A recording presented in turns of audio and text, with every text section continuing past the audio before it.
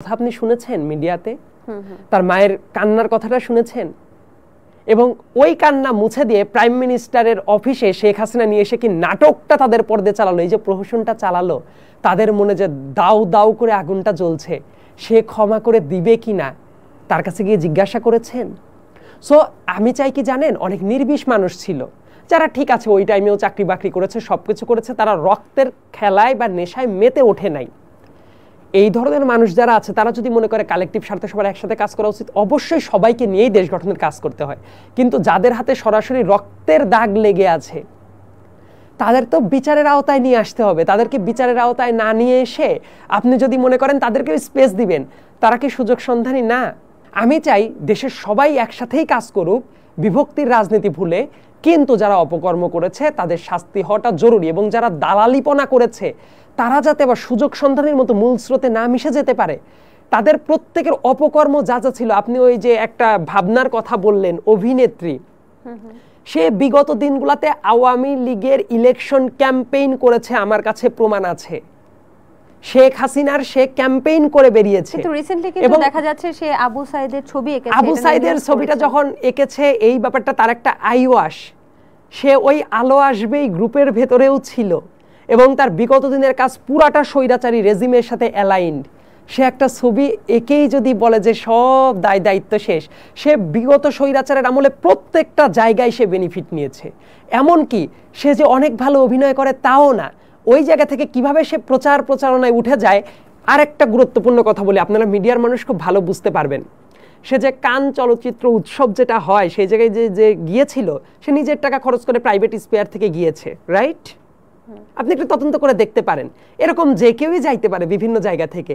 কিন্তু যাওয়ার পরে তারা কি করে জানেন, মিডিয়াকে নিজেরাই বরং টাকা দিয়ে কিছু ভাড়াটে সাংবাদিক জোগাড় করে সেটাকে এমনভাবে প্রচার চালায় যেন এটা তার অভিনয়ের জোরেই তারা ওই জায়গাতে গিয়েছে, এবং দেখবেন প্রচুর প্রচারণা চালিয়েছে।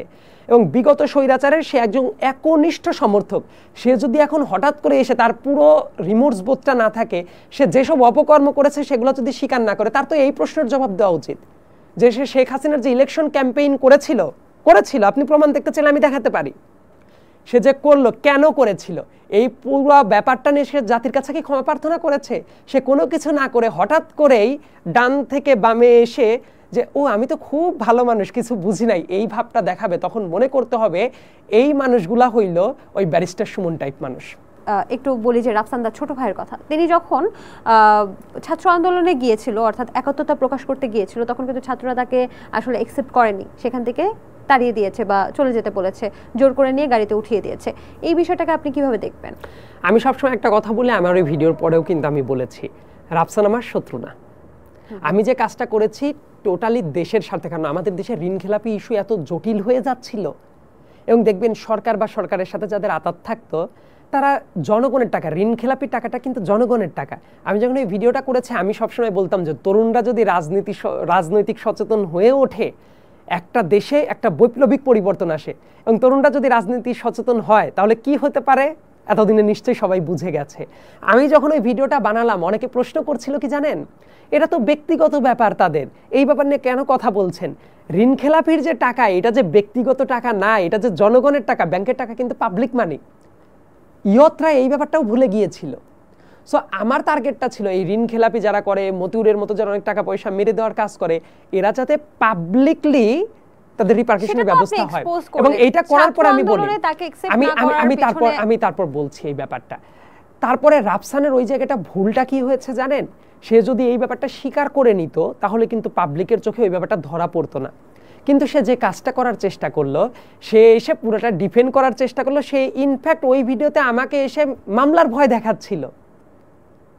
তার ভুল ত্রুটিগুলো আলাদা রেখে সে ডিফেন্ড করে সে মামলার ভয় দেখাচ্ছে। আপনাকে ব্যক্তিগতভাবে আক্রমণ করার কারণেই কি ছাত্র জনতা তাকে অ্যাকসেপ্ট করেনি, আপনি সেটা বলতে চাচ্ছেন? এবং তার কিন্তু আরো কিছু ভুল ছিল, যেমন সে মনে করে দেখেন সে প্রাইম মিনিস্টারের, একটা স্বৈরাচারী প্রাইম মিনিস্টারের সে মরক পোলাওয়ের রিভিউ করতে গিয়েছিল।